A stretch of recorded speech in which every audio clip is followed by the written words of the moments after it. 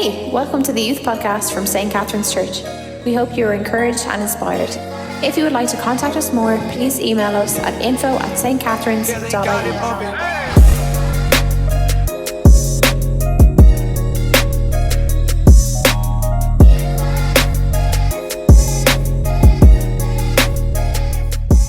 Well, hey everybody, welcome back to the Youth Podcast, another episode here. If you don't know me, my name is Shane. I get to be the youth pastor at St. Catherine's Church. We're just so glad that you're tuning in today, whether that's on YouTube, Spotify, or Apple. Hey, we love hearing from you. So if you want to find out more about who we are or what we do, just go to stcatharines.ie/youth. Well, hey, today I have a very special guest on with me and a very good friend of mine. We go way back over the years. We just caught up just before this podcast. But today we're going to have a conversation about lots of different things. But hey, why don't you introduce yourself, Matt, to everybody here in Dublin, Ireland? So I am Matt Brunner. Of course, I'm a youth pastor in Coweta, Oklahoma. Coweta, Oklahoma is right in the middle of the country, of the states. Graduated from ORU last year. Have a fiance. Her name is Brooklyn. We met in high school. We were supposed to get married last month, but of course, we had to reschedule it for next month. And that's the story of me right now. Well, hey, I am hoping that your wedding goes ahead. We were just chatting about that earlier.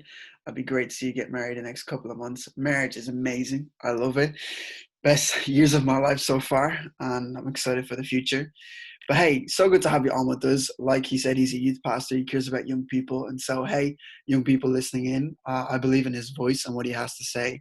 And so we're going to ask Matt a few questions and get him thinking and talking about some things that we believe are important in today's world. So firstly, how have you been coping during this pandemic, this crisis called COVID-19? What have you been doing with your time? Well, at first, it was really difficult. We didn't want to face the reality or the gravity of the situation, mainly because of the wedding plans that we had. Whenever all of this started kicking off, we knew that we were supposed to get married in a couple weeks. And we started hearing rumors of everything shutting down, first in Italy and then around the country. And we just didn't want to have to deal with that. So anytime the topic came up, we kind of ignored it for a little while. And then everything started to close down and shut down here in Oklahoma. And then we had to deal with it. And through lots of tears, lots of prayers, we talked about it and we decided to reschedule the wedding. And so during that time, it was kind of difficult. It was hard. And then everything started shutting down with work, and grocery stores started to limit things. And really, there was just nothing to do but to stay inside and to shelter in place. So just to keep us from going insane, I guess, is the way you can call it, because we both are very productive. We both like to be outside. So we would go on walks around the neighborhood, or we'd go find a trail to go walk, or we'd go visit a state park, and we would go hike, or we'd go fishing, just anything to get us outside, anything to get us to take our mind off of what was going on, really. And really also during this time, just learning on how to shoot videos, learning how to do audio, learning how to try to get myself onto the internet for the sake of the students, because of course we can't meet in person. And so just learning and adapting and trying to do the best that we can to extend his kingdom. And so it's just that. That's awesome. Yeah, I think for all of us as youth workers, youth pastors, even those of us in church and ministry, this new online world has been our main focus over the last, 7 or 8 weeks. And I have found it tricky, challenging, and sometimes find myself, going down loopholes, trying to find out things. But I'm excited about how technology is a tool that we can use to help people and encourage people, particularly in this season. And what I love about you is that you are passionate about young people. Why don't you tell me about where that came from and why are you so passionate about youth ministry? Well, youth ministry is where my life changed. Whenever I was in middle school, which is seventh and eighth grade, I was on a very wrong path. And it was through youth ministry that the course of my life was dramatically changed. Of course, when I thought that I was an atheist, I told myself I didn't believe in a God. I was always trying to find life. I was always trying to find hope and meaning in all the wrong places. And it was through a friend invited me to a youth ministry where I found God and where my life was changed. And I found that life that I was looking for. I found that meaning and that purpose and that hope that I was looking for. And I knew that that was what was true. That is what um, life and all this is all about.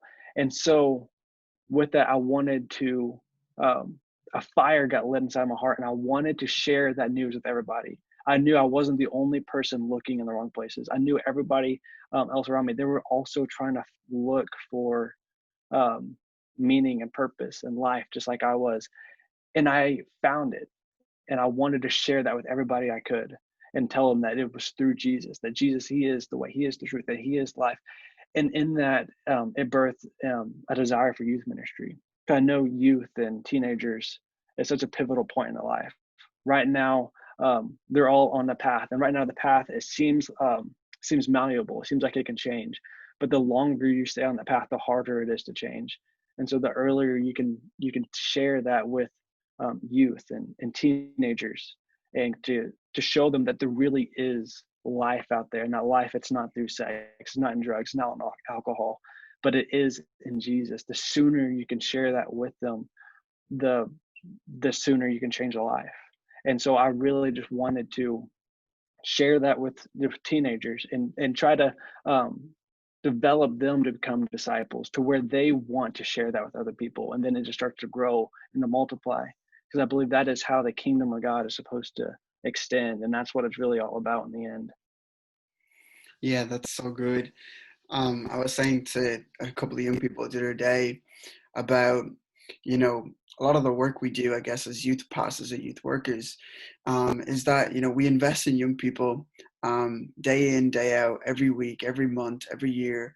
But we might not see the fruit of that right now. But it might be Yeah. when they're 20 or 25 or 30 or 40, and they've got a family and they've got kids and they've got businesses and careers. And it's then they remember the truth that the pastor spoke over them during camp, during that Friday or Wednesday night or whatever that is when you Yeah. meet. It's then you remember the words that were spoken over us. And I just think being a youth worker, youth pastor, is so key and crucial. And I love what we get to do. It's such an honor and a privilege. Right now, obviously, a lot of our young people are going through this crazy time that we find ourselves in, like all of us. Mm-hmm.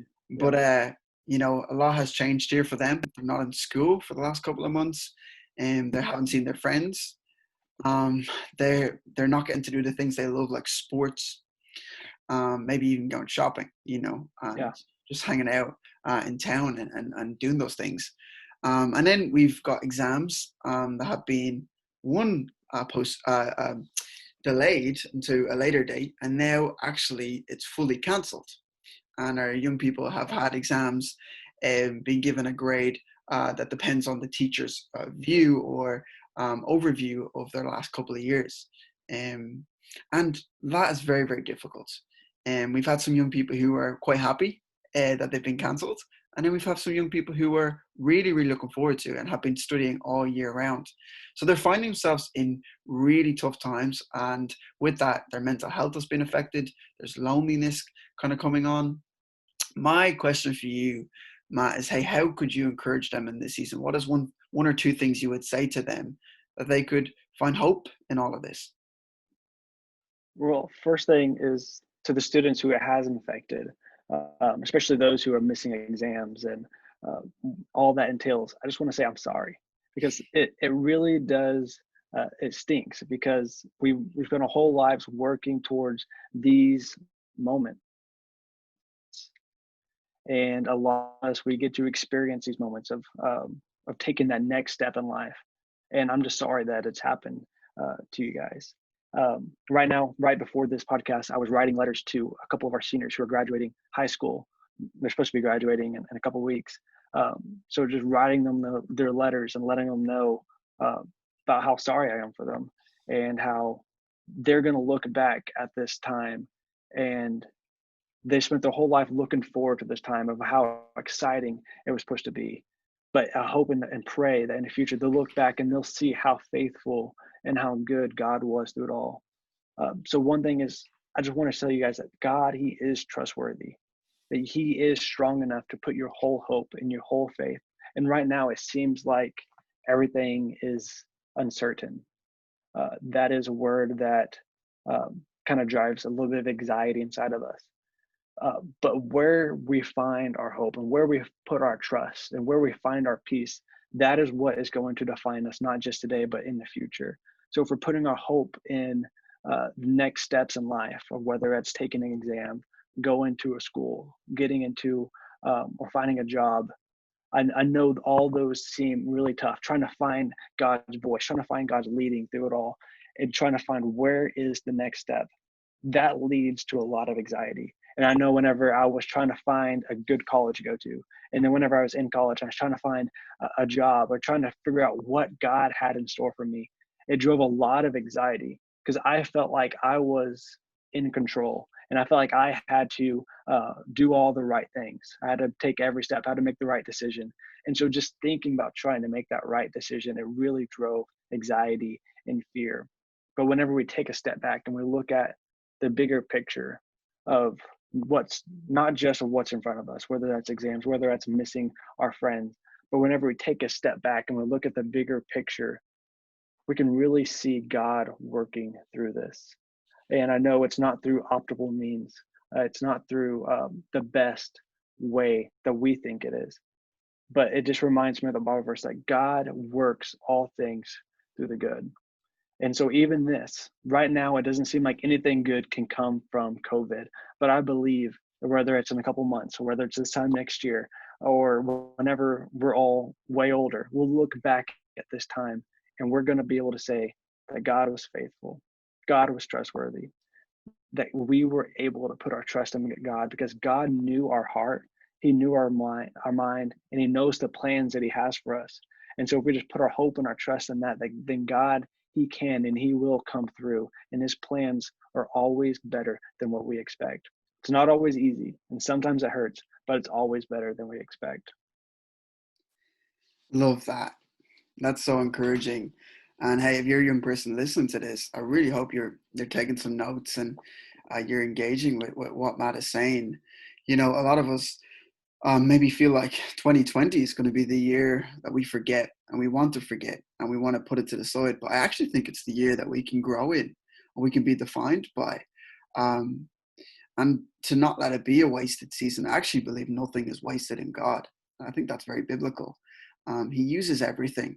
And I would just say to you, don't let the time that you spent studying, don't let the time you spent producing new things, starting new things, go to waste. You know, now is the time to begin and to, just don't let it be a wasted season. So, hey, I just want you to feel encouraged by all of that. I think what Matt said, like I said, is so, so good. One of the things that I feel like is tricky for a lot of our young people is following Jesus without having community around you. And what that often looks like for our young people is youth on a Wednesday or youth on a Friday or church on a Sunday when you get to gather together.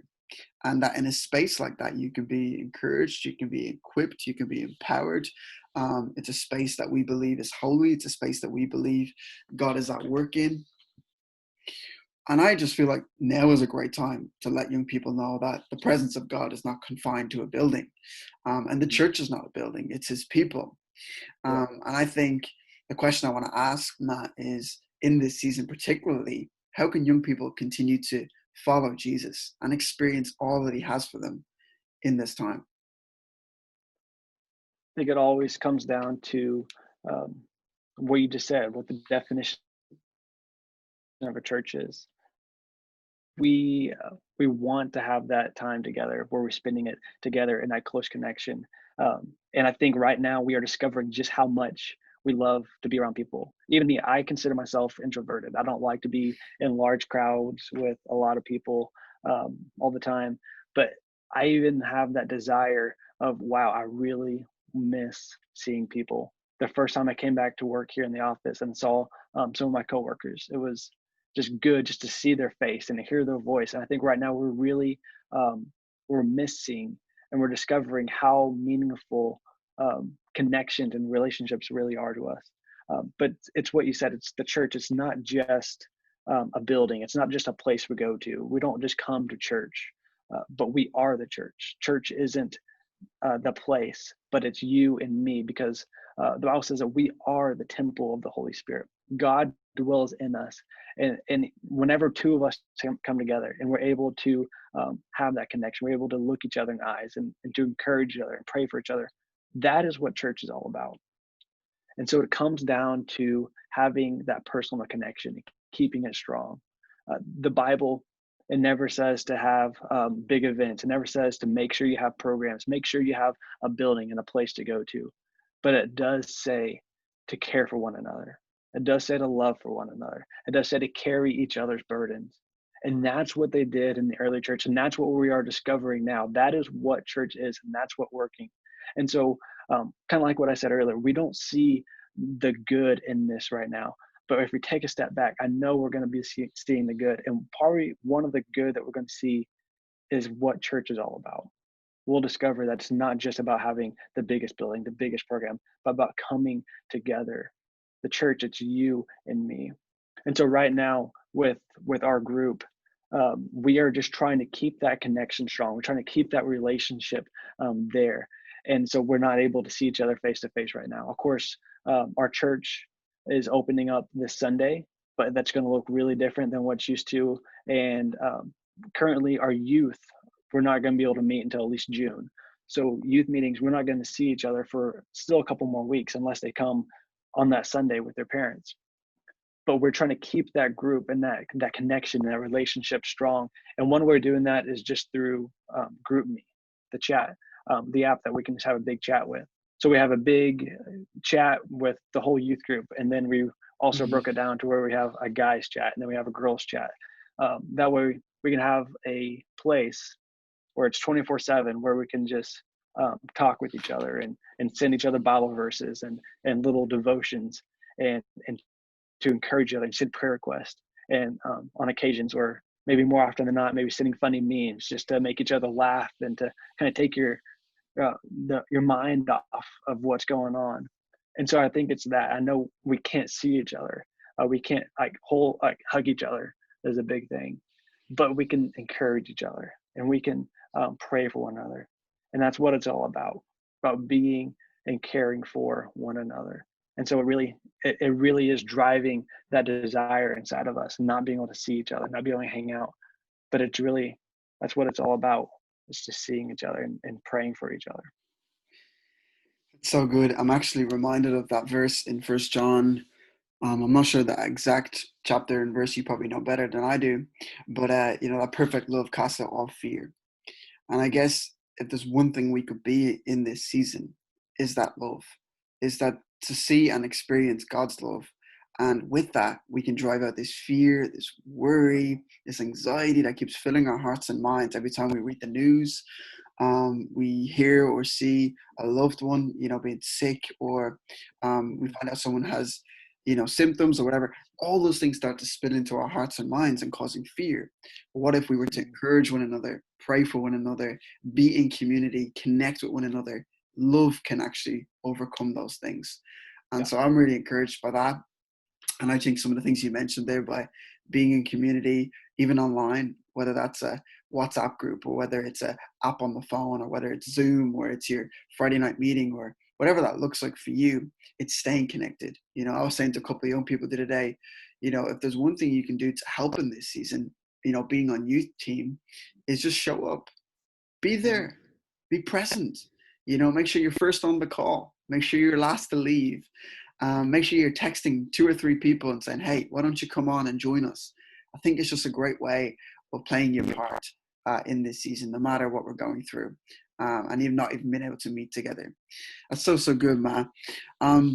a question I love to ask a lot of us who are old in some ways. Um, I still think I'm young, although the bird might not help me. Um, but what would you say to 13-year-old Matt? Like, what would you love to go back and tell that young kid, maybe stepping into youth ministry for the first time, figuring out all this God stuff and asking the questions of life? What would you say to that young 13-year-old Matt? Yeah, 13-year-old Matt was not a good version of Matt. That was right. I was in seventh grade, probably. Yeah. And that was right at the height of my atheism, trying to find hope and meaning in all the wrong places, whether that's drugs, whether that's alcohol, all everything that was a dead end that led to disaster. That was where I was leading to. And so if I could go back and talk to myself, I tell myself, there's something better. There's something real. What you're chasing after, it's a real desire. It's a real thing that you're chasing after, but you're looking in all the wrong places. You're looking at counterfeits. You're looking at mist that's just going to blow away. What you really need to be looking at and looking for is the eternal. I love the verse in, I believe it's 2 Corinthians chapter 4. What is seen is temporary, but what is unseen is eternal. And so I tell myself the things you're looking at, what you're looking for, those things are going to fade. They're all going to go away. That feeling of excitement whenever you do something like drugs or alcohol, whatever it is, that feeling of excitement, it's going to fade, and it's only going to leave you feeling worse. I love the quote that there is a God-sized hole in your heart, and so nothing that you try to use to fill that hole in your heart, nothing is going to fill it, because nothing is that big. And so you can try to fill it with empty pleasures, but it's never going to fill that hole in your heart. The only thing that can satisfy your heart is God himself. And so I tell myself, stop chasing after those wrong things. Stop going down those wrong paths. Instead, turn to God. I know it might sound crazy, it might sound weird, but there really is hope, and there's truth, and there's life. And if you just give me a minute to explain, it's all going to make a little bit of sense. And so, yeah, that's what I would tell myself. That's so good. Yeah, I feel like if I think of my teenage years, they were quite tough. There was a lot of influences, Yeah. whether it was school, whether it was the place that I lived, whether it was my family, and some of the things that were going on there. And they all were shaping me, molding me. But I'll never forget, some of those influential voices in my life was my mum's voice, who was praying for me and believing for me, and wanted the best for my life, and knew God had a plan and purpose for me. And I was maybe blindsided to it. I was interested in other things, whether that was girls, materials, Mm-hmm. clothes, I don't know. And then there was, our local pastor, Brian, Yeah. who really wanted to see my life, have purpose and go and make a difference. And, he saw what I get to do now, almost 15 years ago. He knew that was in me. I didn't know. And so, to add to what you say, I would just say, just listen to those voices that really matter, that are one, positive, one, are two, encouraging, or three, godly. Like they know that there's something, like you said there, it's not about the seen, it's the unseen. It's those who have vision for your life and who can see the things that you're called to do, the purpose and potential that is within you. Get around the people that call it out of you and listen to those voices. I think that for me was crucial to who I am today and everything I've learned, and to the man of God that I can say I am, because of the voices I've listened to. So just adding to what you said there, I thought all of that was so, so good. Hey, is there anything else? Is there anything final you would like to say to the young people in Dublin, Ireland? What would you say to them? Just listen to Shane. Everything he says is going to be gold. Yeah, I'm kidding. I mean, of course, listen to Shane, but just stay positive. Look towards God. He is the rock that you can lean on. When everything else is going wrong, he is the only thing that's going to stay steady. whenever life is hitting you hard. He's the only thing that's going to be there to pick you up whenever you're down. So just continue to lean on God. None of this took him by surprise. None of this caught him off guard. He knew it was going to happen, and he knew what we're going to feel about it, and he's going to be there for us. Trust in God, lean on him, and listen to Shane. I love that. Hey, thanks so much for being on with us today, Matt. I really appreciate you giving up your time. Thank you, Shane. It was a pleasure. You're an absolute legend. I really look forward to introducing you to our young people again in person very, very soon. Whether that's online, whether that's getting you here, I don't know. We'll make it work. We'll ask God for some sort of financial blessing to make that happen. Yes. But hey, thanks so much, guys, for listening in today. We really appreciate you taking the time to lean into our conversation. We hope something today encouraged you, helped you with wherever you're at. If you'd like to know more or ask some questions, or hey, just give us some suggestions on conversations we can have, you can let us know. Go to stcatharines.ie/youth. You can email me at Shane at stcatharines.ie. Or hey, DM us on Instagram. All you young people do it. So just follow us at St. Catherine's Youth, and you can find out all the things you need to know. Well, hey, until next time, we want you to stay safe. Make sure you like, comment, subscribe so you can stay up to date. And we'll see you very, very soon. God bless. Hey, welcome to the Youth Podcast from St. Catherine's Church. We hope you are encouraged and inspired. If you would like to contact us more, please email us at info@stcatharines.ie.